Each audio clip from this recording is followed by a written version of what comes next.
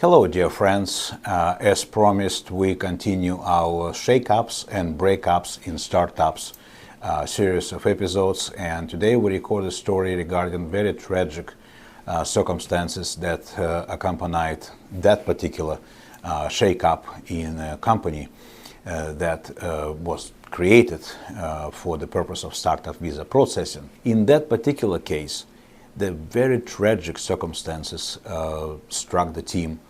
The angel who was in charge and sponsored the team passed away. Terrible, right? What can happen? Well, since it was an angel, you have to understand how it works within startup visa regulatory requirements.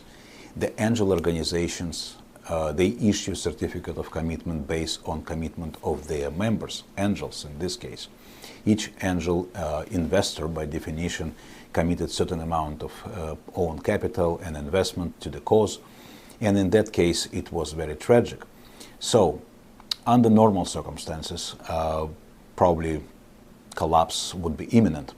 What happened in this case, we were able to negotiate with angel organization, try to work with other angels who definitely were aware of the tragedy, and what happened at the end, we were able to replace certificate of commitment signed by the same organization, and that was what IRCC agreed to, but different angel stood and took the position of the original one, because they were friends and they were very close and understood the situation, and the team was great.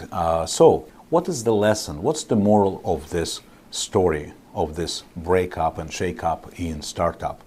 Well, in this particular situation, we have to understand why it happened, why the support happened, why continuance of the team, of the project, of PR applications was so supported by designated organization and accepted by IRCC. Well, because everyone was truly committed.